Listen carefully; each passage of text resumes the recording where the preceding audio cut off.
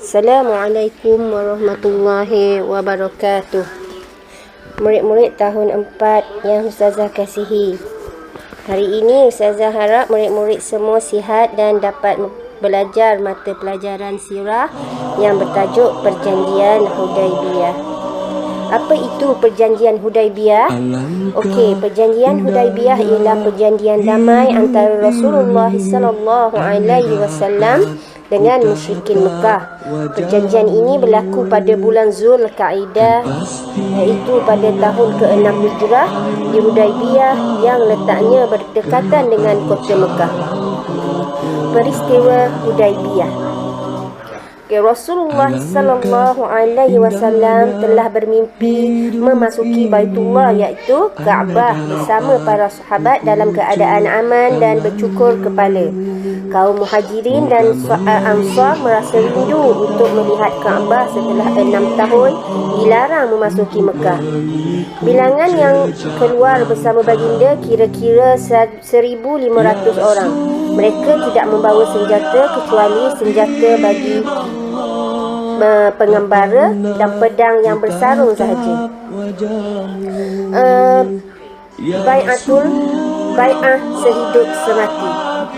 Okey, apabila sampai di Hudaibiyah, beberapa orang lelaki daripada Bani Khuza'ah datang menemui baginda untuk bertanya tujuan kedatangannya.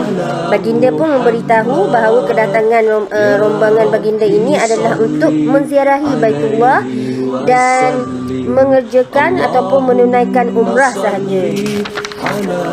Mendengar penjelasan itu, kaum musyrikin tersebut pun menghantar Urwah bin Mas'ud sebagai wakil untuk berunding dengan Rasulullah sallallahu alaihi wasallam. Rasulullah sallallahu alaihi wasallam pula menghantar Saidina Uthman bin Affan untuk berunding dengan pihak musyrikin, dan beliau telah ditahan selama 3 hari. Selepas itu tersebar berita tentang kematiannya. Mendengar berita itu, Rasulullah pun bersabda, "Kita tidak akan berganjak sehingga kita memerangi kaum tersebut."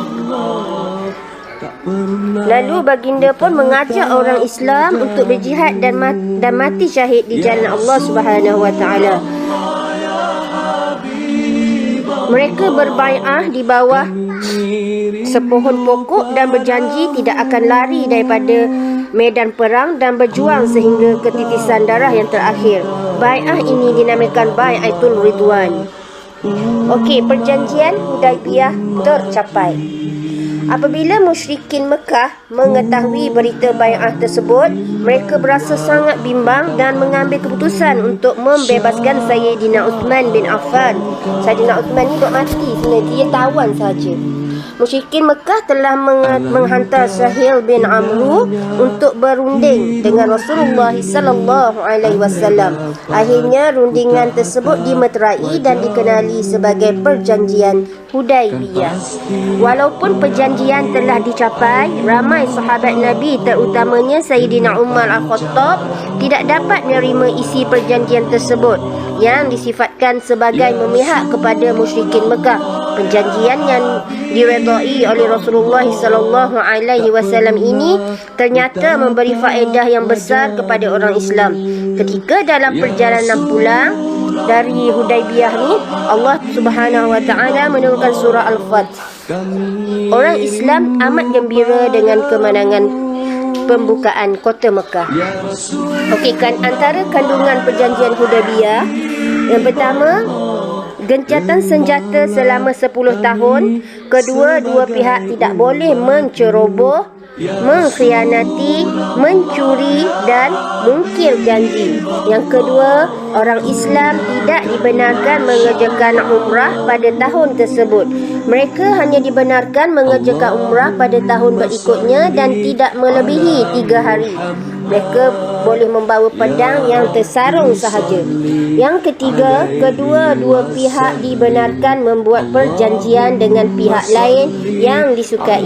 Mana-mana kabilah boleh memilih sama ada hendak mengikat perjanjian dengan musyrikin Quraisy ataupun umat Islam. Yang keempat, orang Quraisy yang lari ke Madinah tanpa kebenaran wali hendaklah dihantar semula ke Mekah walaupun telah memeluk Islam, manakala orang Islam yang lari ke Mekah tidak akan dipulangkan semula kepada orang Islam Madinah.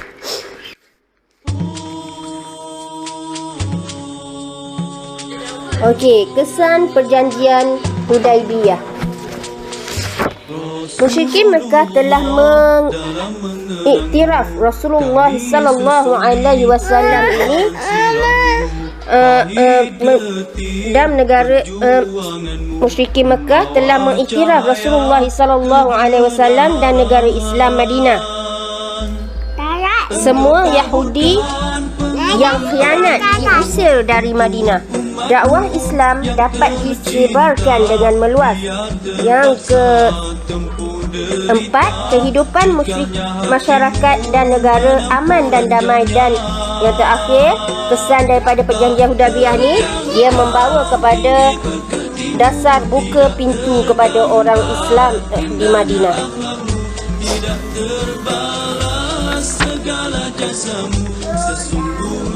Okey, pengajaran daripada perjanjian Hudaibiyah kita boleh simpulkan ialah kita mestilah sabar menghadapi dugaan dari Allah dan bertawakal.